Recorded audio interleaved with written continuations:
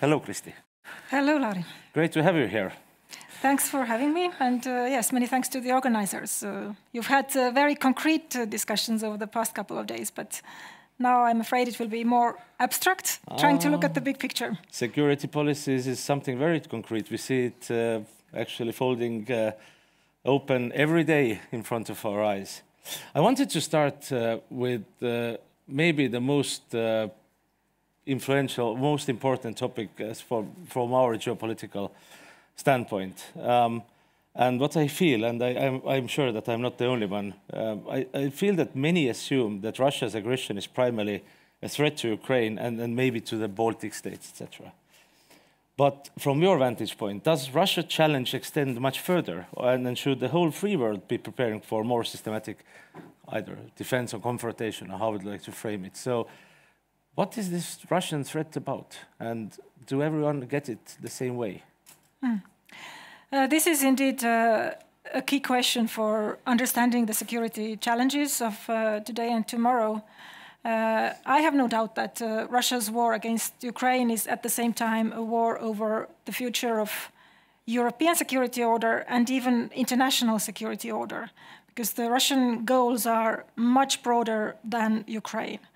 And unfortunately, Europe has had this very slow learning process of understanding that indeed what Russia is fighting against is not just Ukraine, not just Ukraine's sovereignty and right to exist, but it is also the core rules and principles that define European security, that define whether every country in Europe has the right to self-determination and the sovereign right equally, which, of course, according to international law, belongs to each state. But I'm afraid Russia has a somewhat different view, although Russia likes to talk about defending sovereignty together with its big partner, China. But what we see in Russia's actions, and this is a very long time thinking, deep-seated in Russian view on the world, is that Russia does not treat smaller countries as sovereign, especially Russia's own neighboring states. Russia has been an empire for more than 3 centuries. And it's like very deep in the Russian worldview that Russia can only feel secure if it has control over neighboring countries. And it has a very zero-sum view on the world. Either it is Russia that controls its neighboring countries, or then it is the US or another external power, and then they are against Russia. And Russia has not been even trying to develop, let's say, normal, good neighborly relations in the way that European countries have been doing, let's say, after the Second World War era. Europe had to have its own major wars before it found a different model of building relationships between neighbors that had previously fighting wars against each other. But Russia's current regime is very much kind of stuck in this old worldview, and I don't think we have a reason to expect that whoever comes after Putin would be much different in this regard. Why do you think so? Why do I think so? Well, when we look at the attitudes, the policies, the strategies that Russia has been pursuing over a long time, then we see that even after the end of the Cold War in the 1990s, when there was this relatively liberal period in Russia, and there was this hope in many Western countries that Russia would become a normal European state and abandon its imperialist ambitions, democratize, modernize. It never really got even properly started with that process. There was a lot of wishful thinking in the West, but we experienced it, of course, in the Baltic states, how Russia was not willing to withdraw its troops from the Baltics. It only happened under heavy Western pressure, friendly pressure at the time, but without that, the Russians would not have left in 1994. And then Russia was constantly putting obstacles to our integration to the West, our accession to the EU and NATO. Russia was very reluctant to accept that. And with Ukraine, it's even more impossible for Russia to accept that Ukraine goes its own way. And this is not just the view of the current leadership of Russia, I'm afraid, but it is actually broadly shared in Russian society. It's of course difficult to get reliable information based on, let's say, sociological studies and polls when you look at an authoritarian country or even nowadays a rather totalitarian regime. And yet the sources that we do have, I think, show consistently that actually it is a broadly shared understanding in Russia that Russians don't see Ukraine as a state, as a nation. Or the Baltics. And the Baltics, well, it's a different story with the Baltics. At least they can't say that the nations, Estonians, Latvians don't exist, or that we don't have our own language and our own history. There it's more about this geopolitical view that because we have been part of the Russian Empire, Russia still would like to have this privileged role, is a kind of nicer expression to call it. But then how to make our Western European friends and allies understand that this threat is not only directed at the neighbors of Russia, but it is about the whole European order. It's about the principles. It's about all of the countries in Europe. You can't imagine that if we fail to defend the sovereignty and self-determination and even physical security of one of Russia's neighbors or some of Russia's neighbors, that then these principles would still be credible elsewhere. It doesn't work like this. We have to be able to defend these principles in all European countries, including Ukraine, including the Baltic states. Do you see any change in the mindset in the eyes of, let's say, the Western leaders? Let's talk with, let's say, stay in Europe. Do you see any change over the times? You have met a lot with the political leadership, with different, let's say, high-level officials, etc. Has it become better? Or better, there has been a change. The first moment of change, but that was really kind of half-hearted, was of course 2014 when Russia annexed Crimea and started the war in eastern Ukraine. That was a shock in Europe because it was the first time when borders were changed in Europe by force after the Second World War. So in that sense, it was like a big turning point. But the reaction in most of Europe, and I'm not talking about the Baltic states or Poland, was that, oh, but this is about Ukraine. This is not really about us. Let's just try to somehow stabilize and manage the situation there. And European countries were not even willing to call it a war. The talk was about the Ukraine crisis.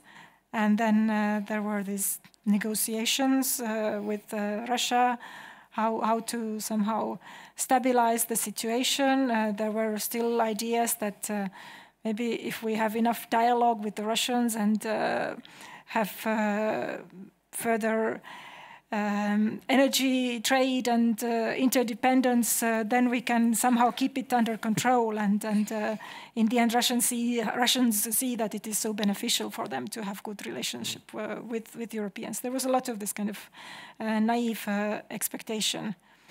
And then it took the full-scale invasion for Europeans to become more realistic in how they see Russia. And of course, where Russia has been, so to say, helpful in making everyone in Europe understand the nature of the threat is that the Russian so-called hybrid attacks, or I think we come to that hybrid part. The kind of non-military measures of influence have been applied increasingly to all European countries. So it's not something that the Baltic states are particularly threatened with, but any European country is a target. We saw yesterday a very interesting graph from Sweden. Let's say the military expenditures for Sweden have been always relevantly high. Let's say, compared to can be always better. But one very noticeable change was in actually spending into the civil defense, and that was quite a raise from 22, which shows that at least there is some kind of mindset change. And of course, Sweden entering NATO, Finland actually shows it also very, very clearly. But you mentioned China, and if you look at Russia's partnerships, for instance, with China, Iran, or North Korea, and others actually too, how do these partnerships or relationships, as you see, amplify or extend Russia's reach? Do they?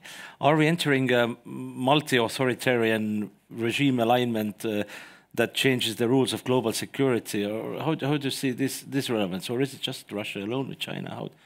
How does this work? Yeah, this is hugely important, especially the Russia-China partnership, which has been deepening during the past years. And that's why I also said before that the war in Ukraine is also about defining the future international security order on the global scale. It's not even limited to Europe's future. Why is it so important for China to support Russia in the war and not to allow Russia to lose? The Chinese have even said it out loud that they don't want to let Russia lose this war. I think it's so important for China because this is part of the Chinese ambition to reshape the global order so that we would clearly move. I think now we are in this kind of turbulent interim period where it is not clear yet what kind of world order we will have in future, but it's clear that this kind of post-Cold War era with the US hegemony and democratic countries having a kind of leading role in defining the future of the world, so that is over. So now it's a world of great power competition. And the competition is mainly between China and the US. And China has its own vision of aiming to be at least on a par with the United States as a leading global power, and also remaking the world order, the rules, so that they are kind of more favorable for authoritarian powers. So just drop all this talk about democracy and human rights and international law the way the Western countries define it. China wants to define its own rules of the game, and where it has a similar agenda with the Russians is that both these major powers want to further weaken the influence of the United States. They want to undermine the unity of the Western countries, and they want to undermine the attractiveness and credibility of democracy as a system.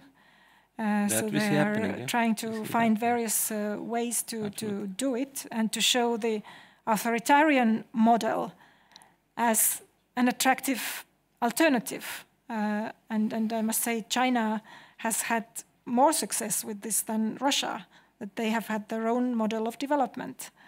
And how would it influence the security in Europe, let's say, the whole of societal? Well, in the Chinese case, the type of influence that China is applying is quite different from Russia's, although they have certain common strategic views, this kind of undermining Western democracy and building this multipolar world where authoritarian powers have a strong influence. Also, they both want to have their spheres of influence. That is something natural that goes with this great power status. But where Russia is applying just sheer force, course, also non-military methods, but in the end, when these don't work, as we see in Ukraine, then it's just full-scale military aggression. But China is much more kind of sophisticated in its approach, and it's so brutal. China's strength is, of course, technology. Yeah. And so the main threat to Western democracies from China actually comes through technology, and the Chinese attempt to extend control on the global scale through technological solutions, so that we become dependent on certain technologies, and that then allows China to have influence, have some control over our decision making. And Europe has become quite dependent on China. There are differences between countries. Technology which is also used by the security forces, for instance. And this has been indeed another issue where Europe has been naive for a very long time, and only in the past few years Europeans have started to wake up to this danger that actually if we rely on Chinese origin technologies in sectors that are critical to our security. It can be critical infrastructure, technologies that we use, that our societies depend on a daily basis. Then we become vulnerable to Chinese influence. And Absolutely. then it can become very concrete in conflict situations if the Chinese are then suddenly able to tell us that, well, look, if you want that your cybersecurity is guaranteed, you better behave Absolutely. the way that we want you to behave, otherwise you're in danger.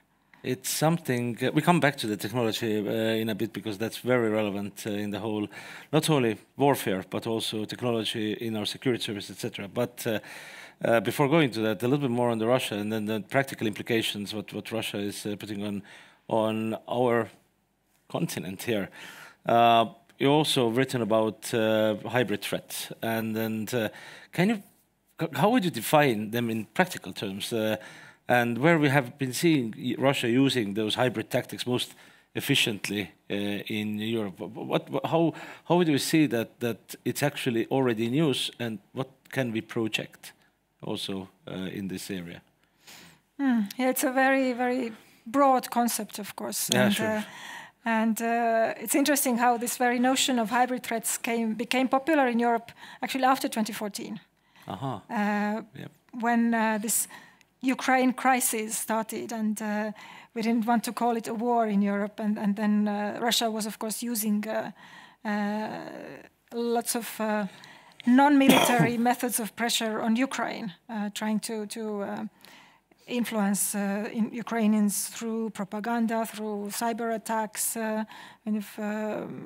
election interference, etc. Then we could see that Russia was increasingly also applying similar methods to other European countries.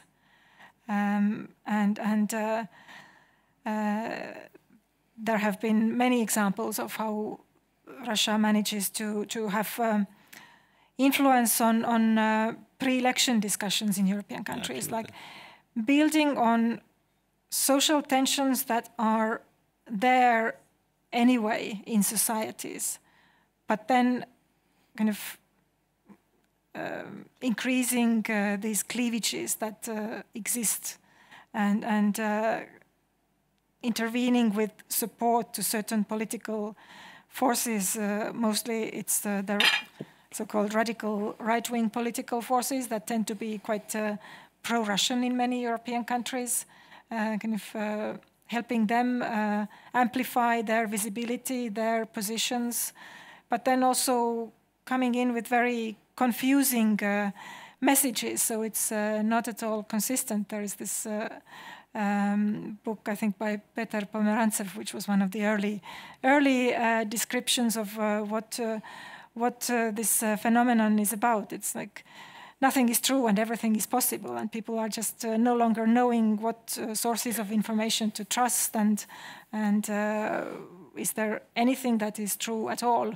because everyone has their own story depending on the political ideology and also the kind of geopolitical orientation. So people become confused, and then the trust in elections, trust in democratic institutions is undermined. And I think this is a critical element in the Russian so-called hybrid influence.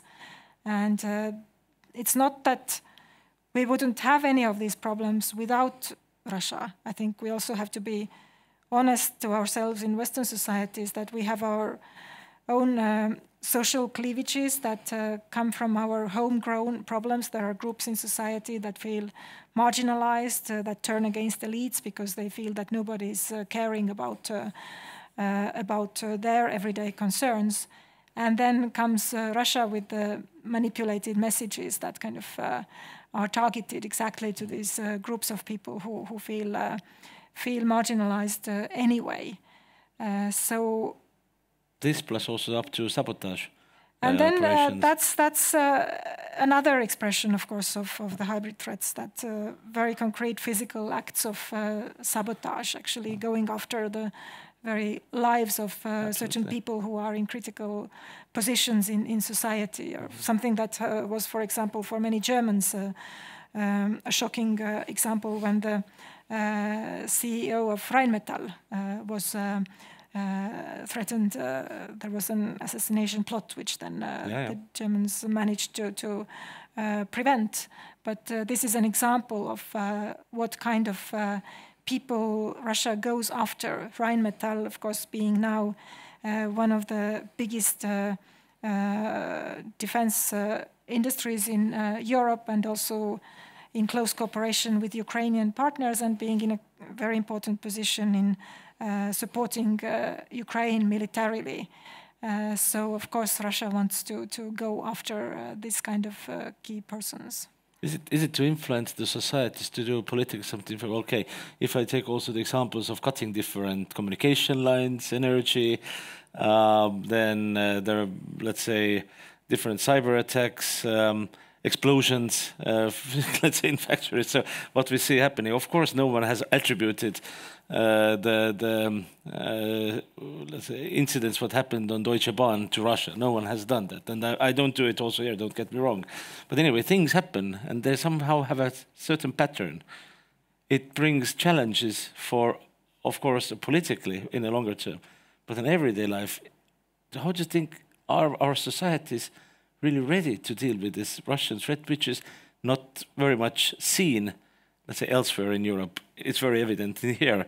But how do you think that this would, let's say, in a very practical way, might change or should change the security attitude or preparedness in the society?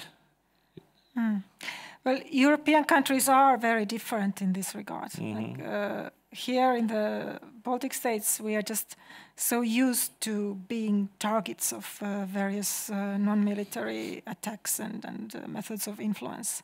So it's nothing new, but we also have learned that we can cope with it, right? And by responding. There are, of course, different parts. I mean, one part is trying to be resilient and just carry on when you are targeted and you have your kind of protection mechanisms so that you can continue functioning as a society. Let's say if one important connection breaks down, you have alternative connections that you can use, or then you go after the Russian agents in a very open manner, as Estonia has done, in order to reduce these acts of sabotage and other kinds of influence. So we have a broad variety of methods how we kind of cope with it. And then, of course, also the big question for Western countries is how we can also hit the Russians. Yes. So that it's not always just about protection, which is one part of the response, but we also should be able to hurt the Russians when they do these attacks that are hurting us. And that's where we run into then very complicated issues because we have our rule of law, we have our democratic systems, so we can't Is it keeping us back? We can't copy the Russian methods. I mean, we don't want to be like them in that sense. But how can we be inventive in finding then ways to hurt Russia, to hit Russia where it hurts, so to say? It can be like very asymmetric kinds of responses. But just to make clear that we are not just receiving anything that they throw at us and only protecting, but that we also have ways to hurt the aggressor. And that's where, of course, continuing support to Ukraine is hugely important, because in the end, this is one of the big strategic goals behind all these Russian hybrid methods, that they want to make European countries reluctant to support Ukraine. And this is not working in our countries, where we understand so well the importance, how it is in our interest to continue supporting Ukraine. But you go to Western European countries, and there it is kind of more possible that, you know, part of the population thinks that, oh, Russia is targeting us and, let's say, damaging our infrastructure or doing these sabotage acts because we are supporting Ukraine. So maybe if we stop supporting Ukraine, maybe they stop targeting us. And right on spot. And then you have political forces in these countries who actually buy this logic and say that, why don't we just get back to a normal relationship with Russia and stop dealing with Ukraine? This is not our business. This is not a direct concern for us. We are just creating problems for ourselves. And you hear these narratives in many European states. Is it a real solution? Would Russia stop attacking? Well, that's the problem. Then, I mean, here we don't have to convince people that, well, that's not an answer to imagine that, let's let Ukraine be, and let's, you know, let Russians have it or do it, whatever they are able to do in Ukraine, and let's us focus on our own so actually, territory. As long as we don't shift the political mindset of the leaders in, let's say, EU, Europe, then we still keep on fighting back with all the power losses, with sabotage, with changing our society and everything. There is no alternative to keep the European, say, solidarity against what Russia is doing, also in our societies. Yes, and I would say the, let's say, mainstream political forces in Europe and the leaderships in most European countries do understand it by now. So the problem now is more that in many European countries, the political landscape is polarized on these matters. And the long-term trend over many years has been growth of radical populist forces, both on the right and on the left, who tend to have this pro-Russian outlook. And of course, there are some countries where this kind of forces are in power, where Hungary is the most obvious example. It's somehow the worldview of Viktor Orban that authoritarian countries are the ones that are now ruling the world and defining the future of the world, and Hungary just has to adapt and try to have good relations with Russia and China and look after its own narrow national interest and kind of not get intervened in what is happening in Ukraine. So this is really like completely contrary to the way, I think, most countries in Europe, how we see the situation, that if Russia is successful in Ukraine, they certainly want to go beyond. Yeah, several times mentioned in a way the role of also technology, and especially in relation to China. But if we look at the technology, then it's transformed the whole way how wars are fought and defended, and actually not only wars. It's how the whole of our defense and security is provided in our societies. So how do you see how the emerging technology, AI, drones, cyber tools, data systems, has changed the nature of modern conflict and security?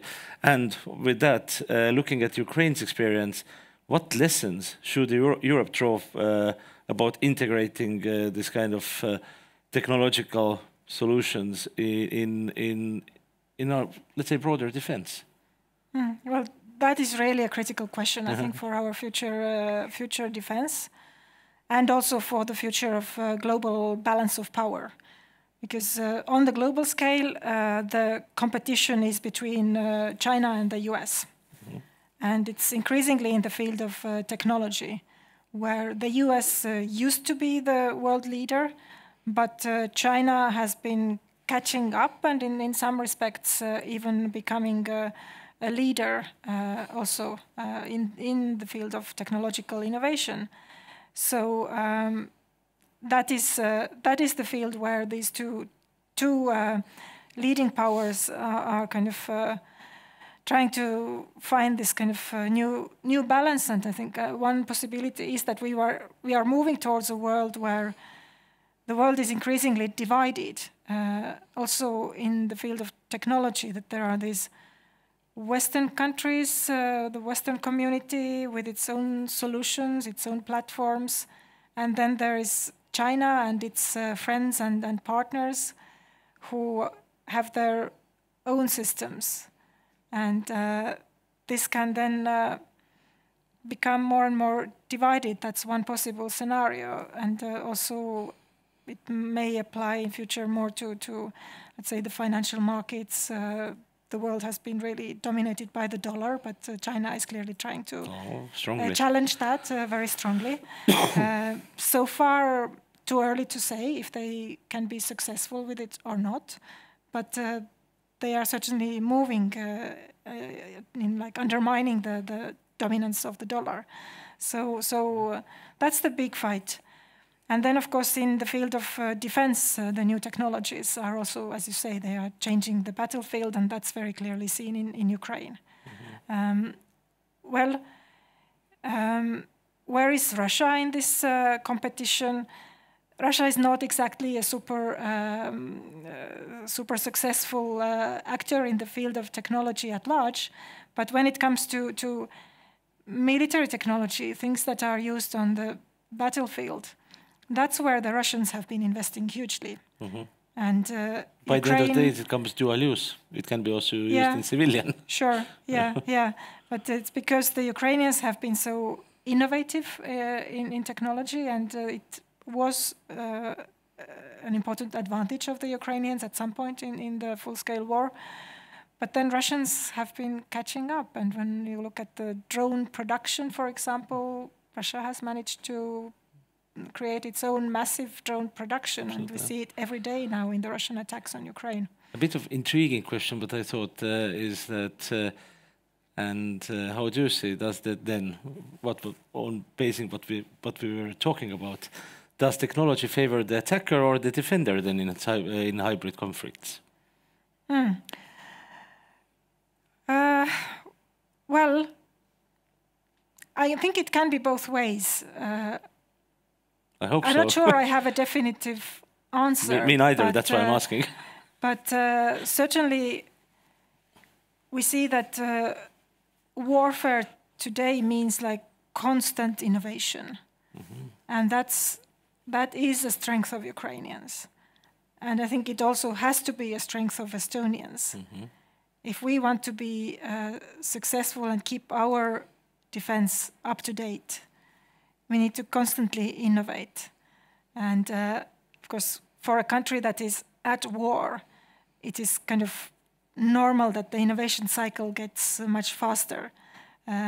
Countries that are not at war usually don't innovate in quite the same manner. So we are more in this mode of learning from the Ukrainians and learning from what is happening in the battlefield in Ukraine.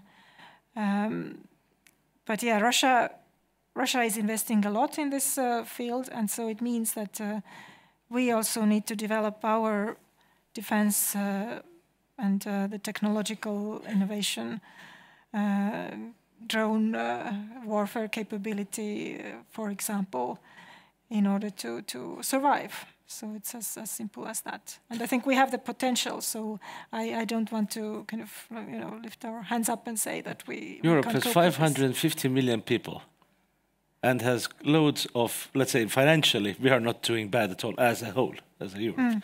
But that's indeed. I mean, Europe has certain advantages. Very high level of education, educated population. There is money, but in this big technological race, Europe has not really been a major actor. So that's something where Europe has to do a lot of catching up. Absolutely. Before I ask a couple of my last questions, I wanted to turn to Tauno and to ask if you have something from the public, please. Because otherwise we could spend the whole 2 days with Kristi here talking about the security. To be honest, we have really a lot of very interesting questions. So I thank the audience and the online participant for that. Yep. I need to prioritize. Please do. That's what I needed to do for 2 whole days. And I prioritize by the popularity of the questions. So they are. In your opinion, how acute is a threat situation right now? Are there still points at which the escalation can be reversed? Or have we already passed that point and now we need to prepare for an escalation? Beyond Ukraine then, I mean, threat situation to, let's say, yet still the free world.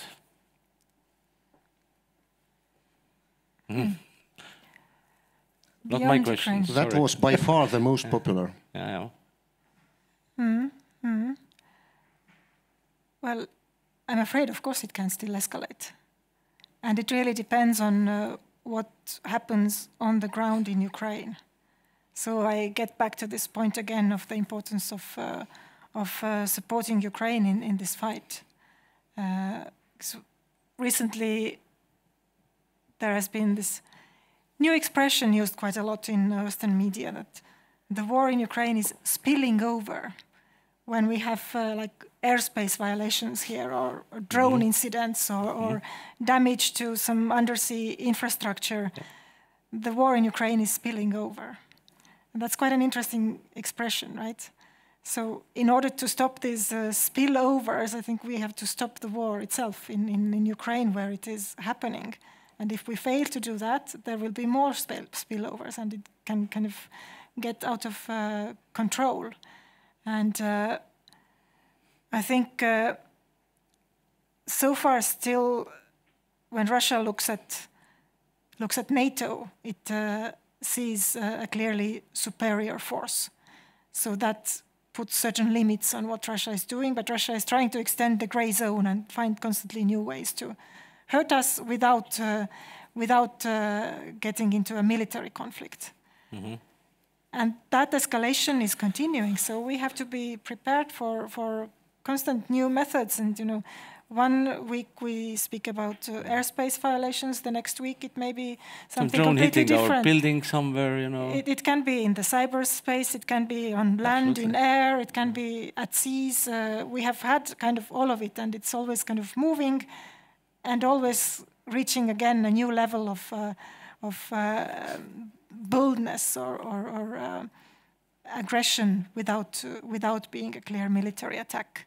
So yes, I'm afraid that this is going to continue until we are able to stop Russia from advancing in Ukraine and to make clear to the Russians that it's just too costly to wage this war. So now it's military war in Ukraine and whatever, hybrid war. I don't particularly like the concept, but it's also war against us, although it's not quite the same kind of war as it is in Ukraine. Yeah, well, probably it would be too naive to expect that Russia could change from within. I would not at all count on that. No, I mean, we can't plan on that kind of expectation. Please. I hope I can have at least 2 more questions from here. Please. The next one is, who do you think will play an important role in Europe and the European Union in advancing defense? Which member state will make or break the entire defense capability project? Ukraine is the most important, actually. Biggest military. The Ukrainian defense industry and military, that is the strongest in Europe, and everyone else is learning from Ukraine. Well, then in northern part of Europe, The Nordic Baltic countries are fairly small, but I think they are leading the way in having this clear-eyed strategic understanding of what is at stake, and also putting our resources as much as we can to becoming stronger and having more defense capability, also industry, innovation, all of it. And then, of course, civil defense, which has been the topic of the conference. And politically more stronger voice also. But then we need to have the other big European countries on board, and Germany is in a way the most critical one. Just because of the sheer size of Germany, its industry, its economy, and it's turning. It's slow. It's like Olaf Scholz declared this Zeitenwende a few days after the full-scale invasion began, and then it all became a bit ridiculous at some point because there was not much of Zeitenwende happening. But I think it's still work in progress, but they are actually moving in the right direction. And the current leadership in Germany is more determined, I think, to push forward Germany's role. Yep. And one more, very global one. What can be a renewed role of the UN in today's world, where some members of the Security Council misbehave and challenge the principle of peace and democracy? Do we have 2 hours? No. Why are you laughing? Well, you need to answer that. Yes, happy to do that. Well, clearly the UN is just not able to fulfill its core task, and that is to provide security. And as long as one or several of the Security Council members, permanent members of the Security Council, is just breaking the core principles of the UN Charter, I think this organization does not have credibility in providing security on the global scale. So unfortunately, because from a small state perspective, of course, it would be great to have this global organization that defines the rules and then everybody respects them. But unfortunately, this is not working at the moment. And that's why we are talking so much about defense, be it military or civilian. And we are in this nasty world where some great powers just do whatever they like, and we have to make sure that they don't get away with it eventually. But the UN is not the body that can make sure that they don't get away with it. Well, for small states, international law, international stability, and international organizations are very essential, because that's our few options how to keep also our security, if others respect it also. Yes, in the longer term, of course, this has to be the goal of Estonia and other smaller nations in Europe and elsewhere, to have as strong international norms as possible. But of course, we can't be naive in expecting that this will solve our security problems. Luckily, we have this international community of, let's say, like-minded countries that do see this as an important agenda,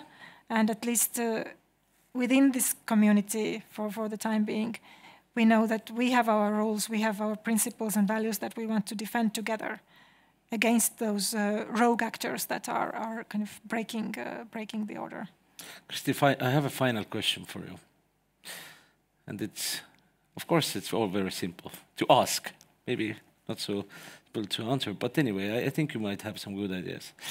If you could give one message to policymakers, civil protection, civil defense authorities, ordinary people in Europe, what should they do today to be prepared for the next wave of geopolitical and technological disruption? Then what could be this advice?